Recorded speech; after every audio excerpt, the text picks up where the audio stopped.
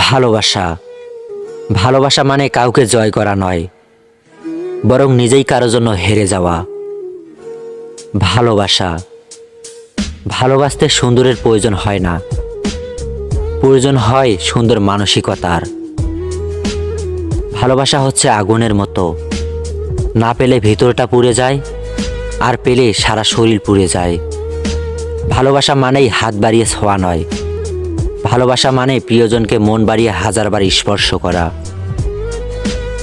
ভালোবাসা মানেই শুধু ফোনের স্ক্রিনে তোমাকে দেখা নয়, ভালোবাসা মানে মনের স্ক্রিনে সারাক্ষণ তোমার ছবি আঁকা।